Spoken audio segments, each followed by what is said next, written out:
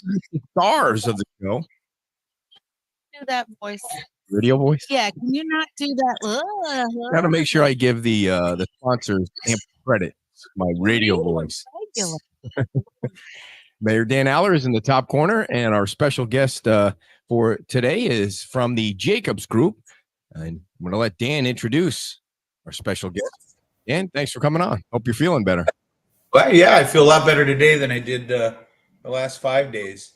I'd love to introduce that guy, but I have no idea who he is. Just kidding. This is John Dulmer. He is our point of contact from Jacobs. He is the one that is helping us get the people in place that we need to make sure we get our permitting process as smooth as possible moving forward. So with that, I'll let John kind of talk a little bit about himself if you'd like to. I don't need to talk about him for him. Sure, it's not a problem. Thank you for having me on. I appreciate it. Right now, I think that Mayor and I have had conversations going back probably about a year about permitting and just basic questions and recovery. And he has been floating some ideas here and there, and things progressed to the point where we started talking about providing some services to the town.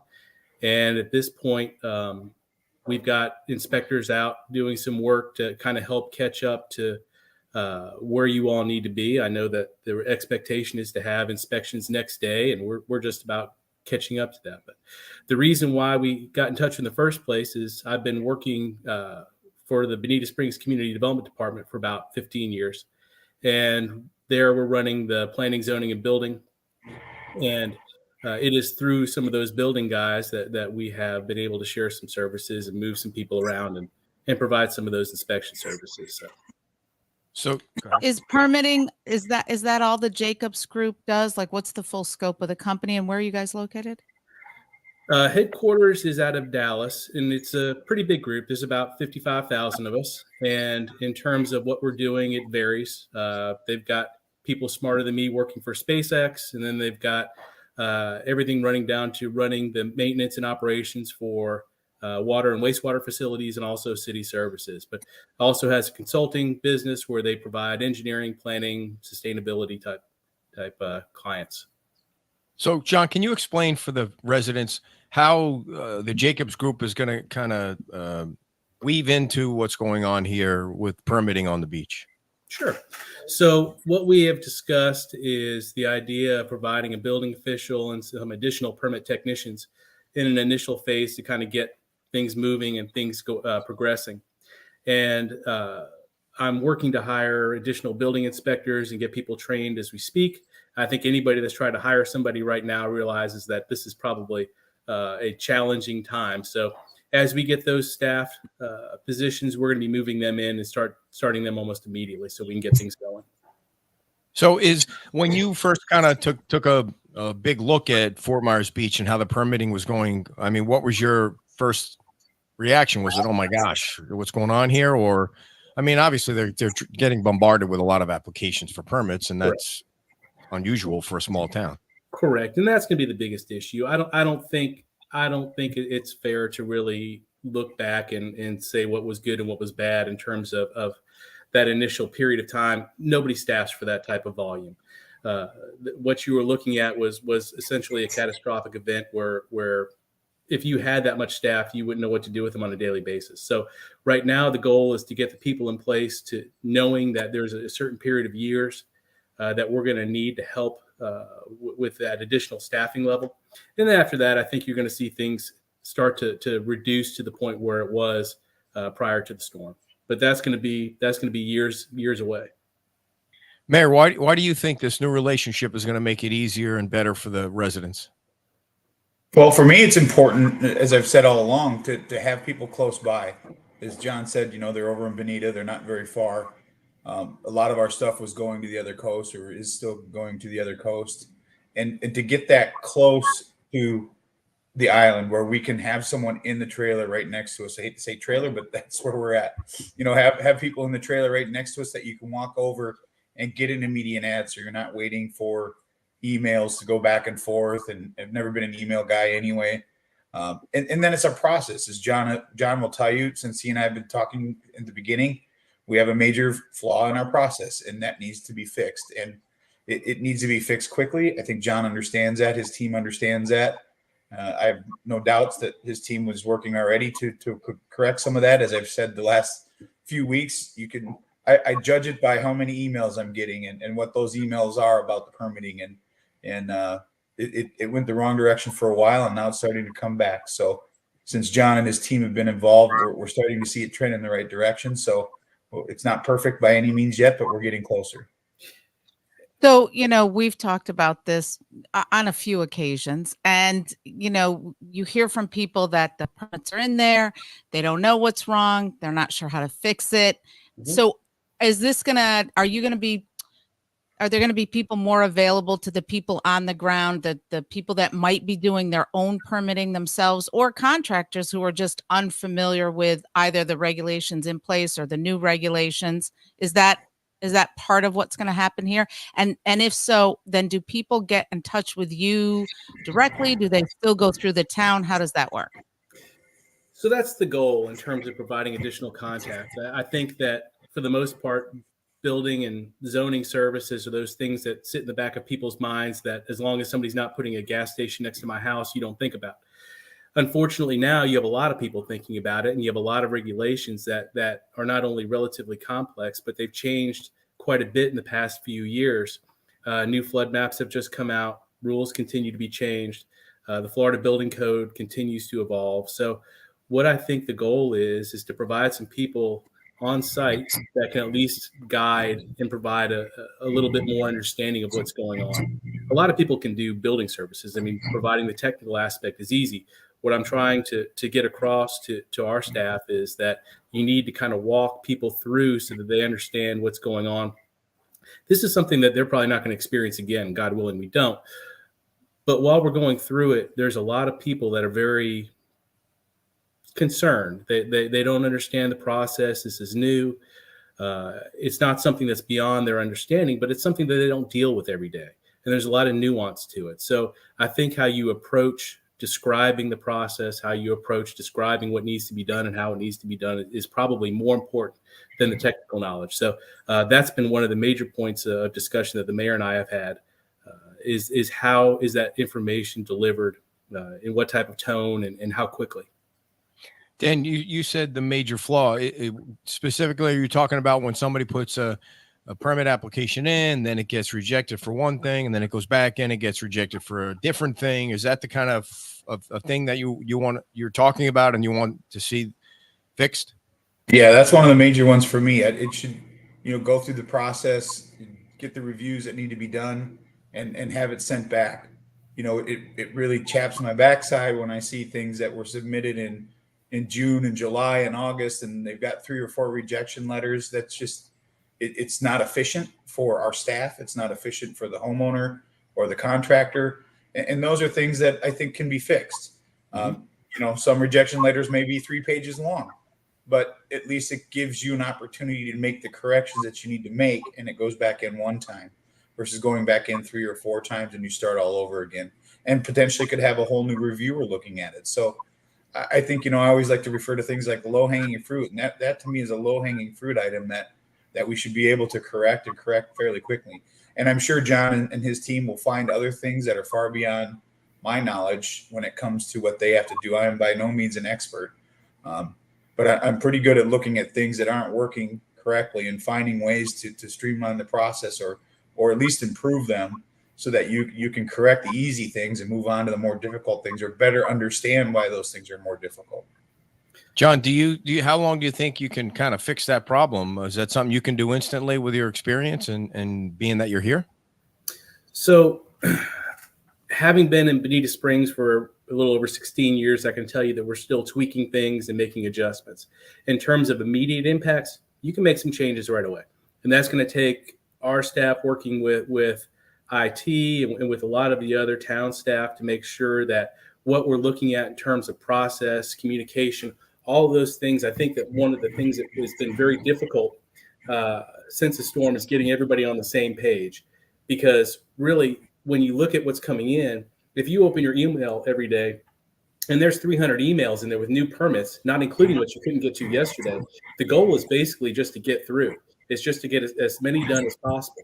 What I think that we're going to also try to do while we're maintaining that effort is also try to get a lot of that review staff together so that what's coming out is a lot more consistent and it's a lot more user friendly in terms of what you can do with that as you go forward. If you're dealing with contractors that deal with this every day, you don't really need to get down into the basic explanation of why something needs to be done and how it operates. But if you're dealing with a homeowner that's pulling their own owner builder permit, and this may be the first time they've ever dealt with the government, other than getting a driver's license, this is be the most involvement they have. And it happens to be over one of the most important things in their life. It's their house. It's either the house or their business.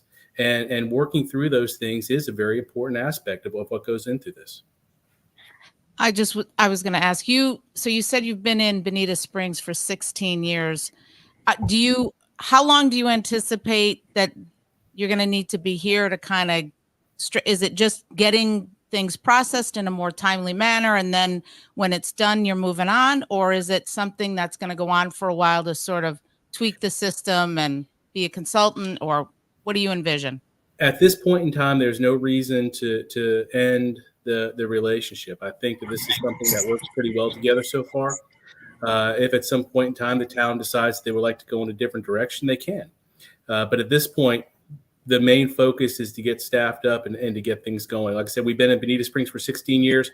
The current contract runs through 2029. And I have kids in school. I'm not going anywhere. So we may as well keep it going. So I'm not sure I understand this question, but maybe you guys do. Will they be able I to do. Okay.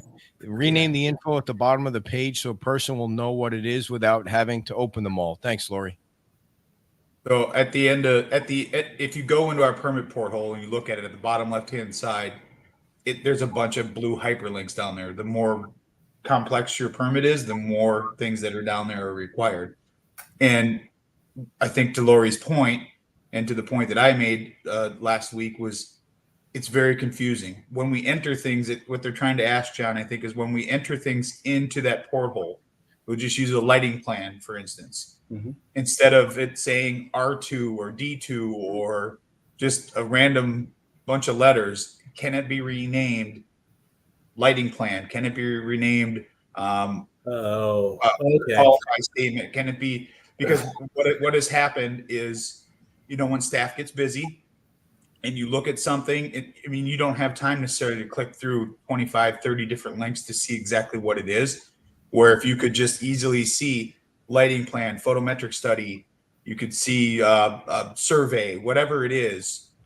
Right now, it's very convoluted and it's very difficult to navigate unless you literally go through every single link to see if what you're looking for is actually there.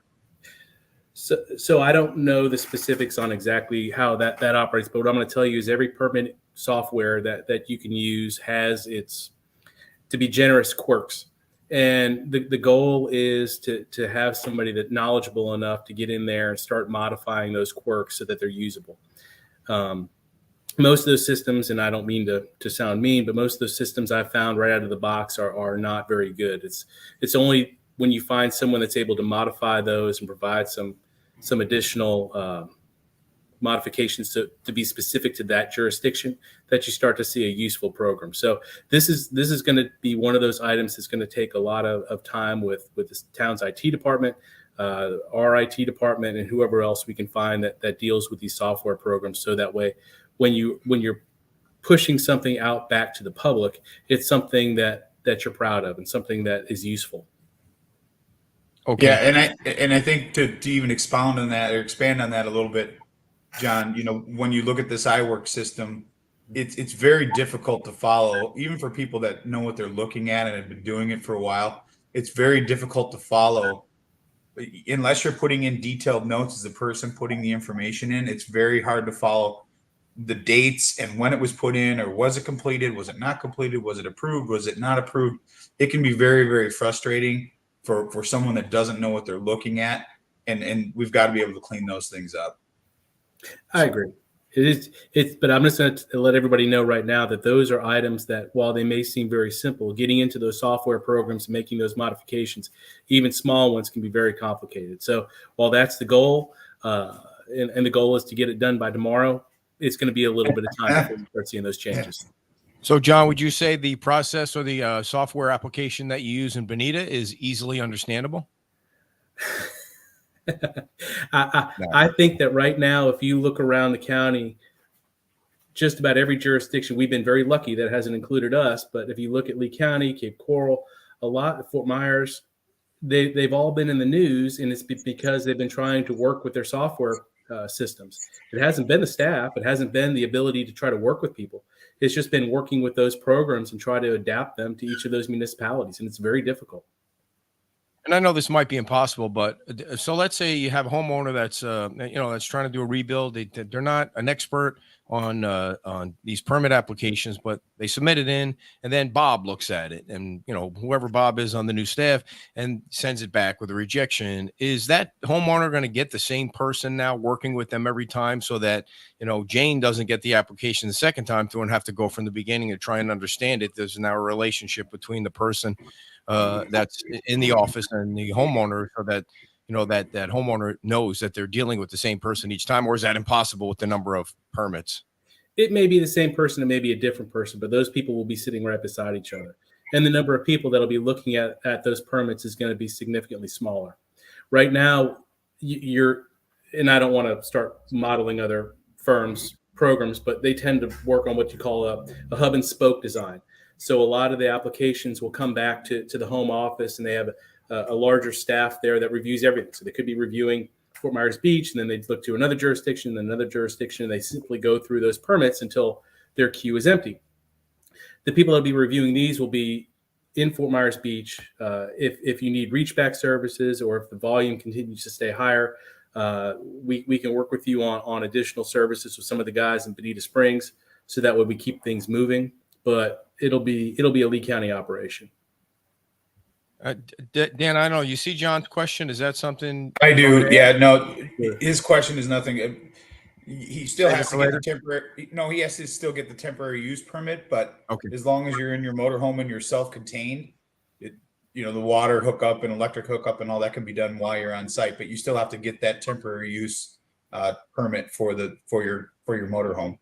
I believe that's what he's trying to ask. Okay.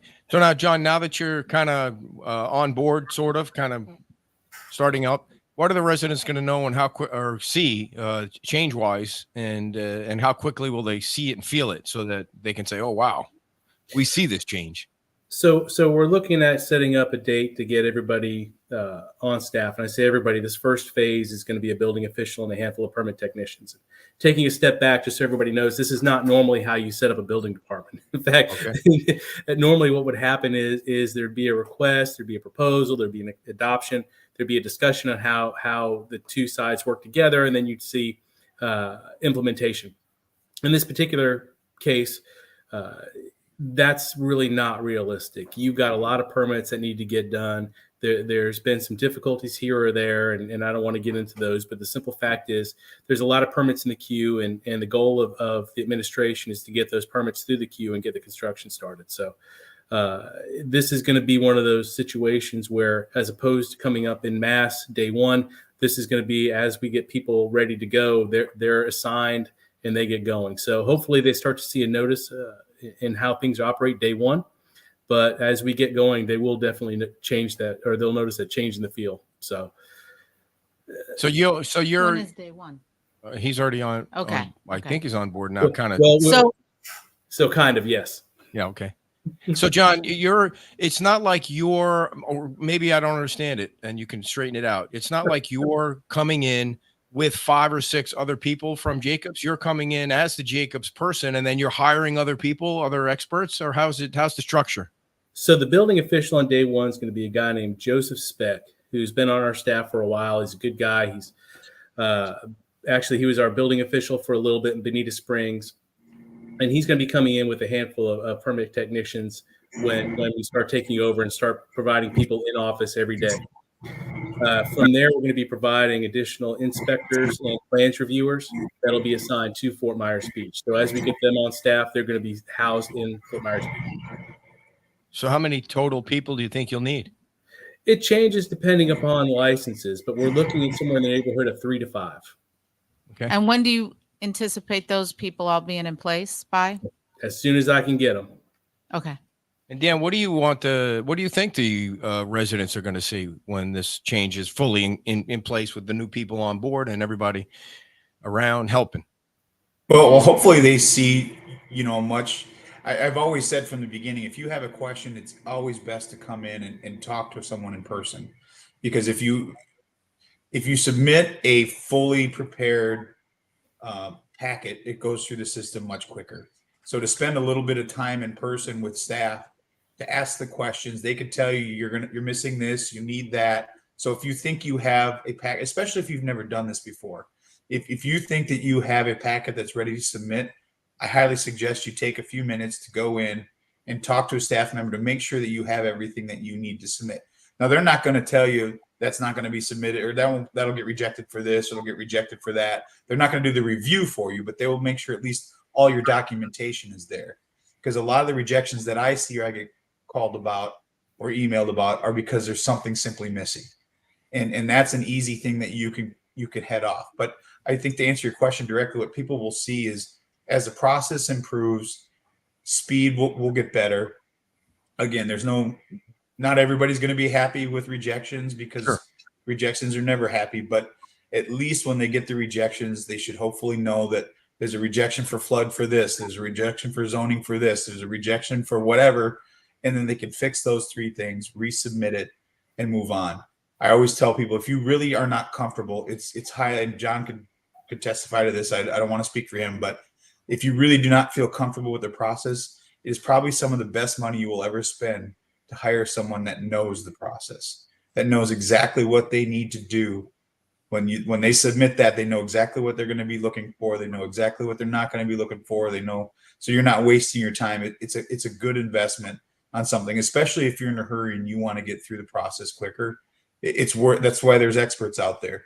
That's why there's planners. That's why there's people that's all they do. They review your permit application. So not everybody obviously has the means to do it. Not everybody wants to do that, but just suggestions for people to try to help themselves get through a process that is difficult just in general. If you're not in a coastal community, just in Fort Myers or Lehigh Acres or anywhere, the permitting process is difficult in the state of Florida. And then when you add a coastal community to it, it just heightens that much difficulty. The difficulty is even more. So, but I think with John and his team, you're going to start to see some improvement. You're going to start to see the communication is always key, as we've always said from the beginning. As long as you're talking to people and as long as you're working back and forth, and that's important. It drives me nuts if I get emails saying, I tried calling the building department and the voicemail is full and nobody's picking up the phone. That's the stuff that'll send me over the edge. Should never have a full inbox. Although I've had it happen to me once or twice this year, so I shouldn't say that. But it's something that you have to be mindful of, because when people are calling, they need help. And I'm just going to piggyback on that a little bit. What he said is exactly right. And what we found is that if this is a little bit different of a process, nobody generally deals in building. So if you have the ability to, it is generally easier if you've got consultants that will come in and help answer some questions for you and guide you through the process. That being said, what I've also found to be one of the most beneficial things is before applications are filed, we don't have a problem with bringing together all the staff that's going to review an application.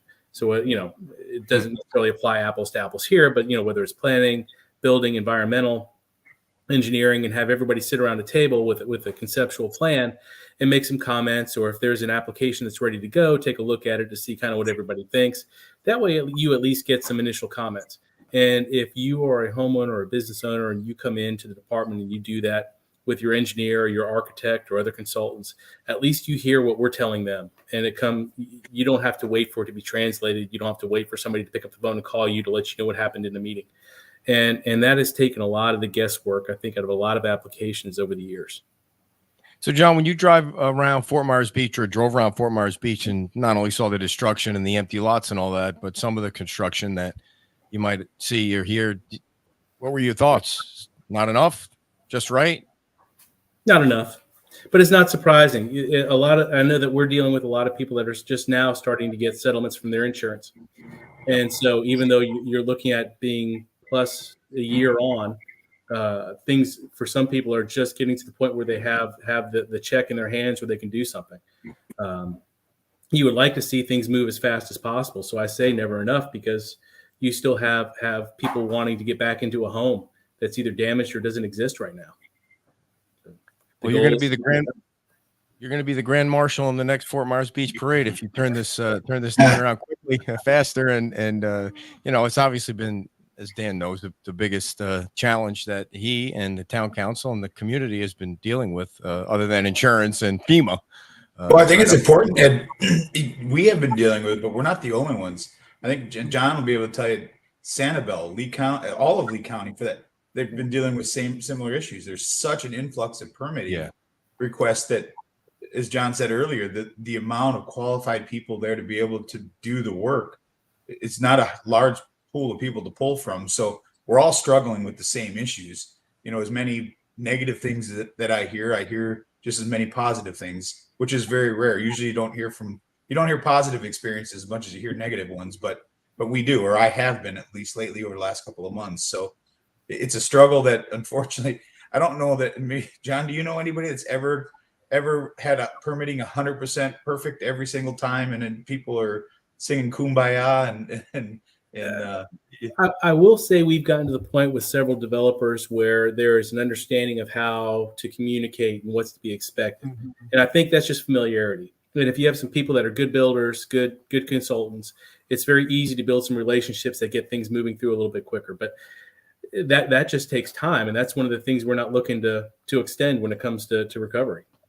John, I have a question for you. I haven't had a chance to ask you this. If you don't mind, Ed, I got a question for me. Yeah. I probably should ask them this ahead of time. But in speaking with some of the builders around the island, they've asked about like a phased permitting process. So say that they're going through the review process. Is there a way for them to get I don't want to say conditional, but whatever term you could use to say get starting on the foundation work while the other stuff is being reviewed, knowing that they're moving forward at their own risk? I don't think we currently have that option right now, but it's something that a lot of developers or builders have asked about. It's possible we do it. It's not an everyday thing, but it is something that happens often enough that, everybody's familiar with it. So whether it's foundation permits, whether it's shell permits, there's a handful of things that can be done that get you started, but don't get you complete. And a lot of that's going to be based upon what you all as a council are comfortable with seeing. There's a lot of things, a lot of flexibility in the building code in terms of how it's done, but it really comes down to predictability, both on the developer side and also on the town side. You saw the pendulum in 2008 really swing towards making permits complete, because there was a lot of shell permits in a lot of portions of Lee and Collier County, and those shells were just left vacant. So they were just dinosaurs for a handful of years till somebody came in, either knocked it down or finished the project. Now that we're dealing with a different scenario, you're starting to see the pendulum come back to the other side, where how do we get started just to get going, and where do we have to go to get a permit complete before we come back in with something that finishes off the project. So the flexibility is there. This is something, Mr. Mayor, you and I are going to have conversations about on how we want to do it and how things are going to fit Fort Myers Beach's culture. Perfect.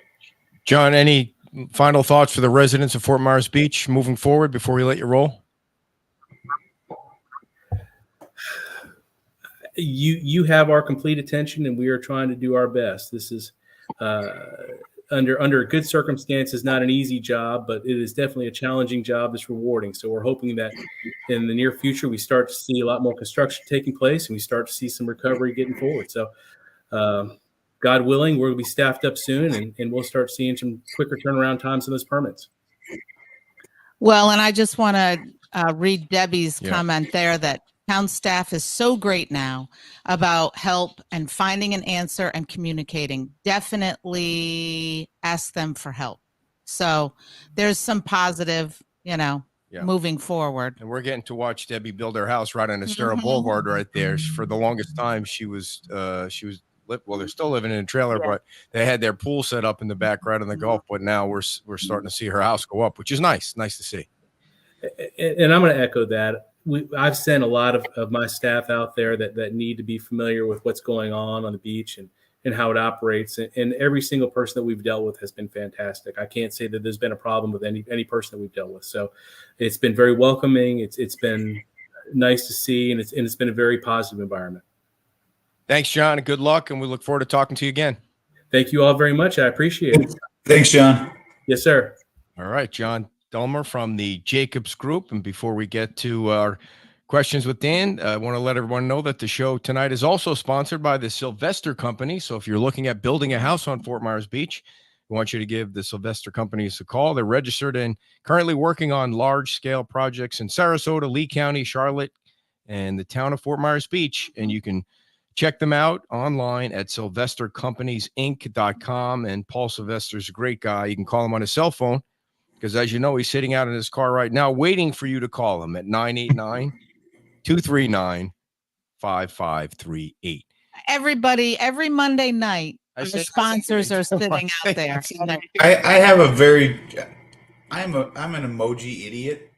I'm Yep. looking at Rhonda. What is Rhonda? What She's is clapping. What is it? Clapping. She's clapping at Oh, is that what that is? Yeah, these. Emoji idiot. I'm an emoji It's a- idiot. I can't. That doesn't look like hands clapping to me. But Yeah. I didn't know Well, if you it was came- like a stuffed potato or what. I don't know what it was. But You came up with a good one earlier that I made a note of. Chaps my backside. I don't think you've ever used that one on the show before, so that was a nice one to drop in there. So, one last thought on the Jacobs Group. From what I read, I think it's going to cost over $500,000. Is that money that the FEMA pays for, or is that? well, it's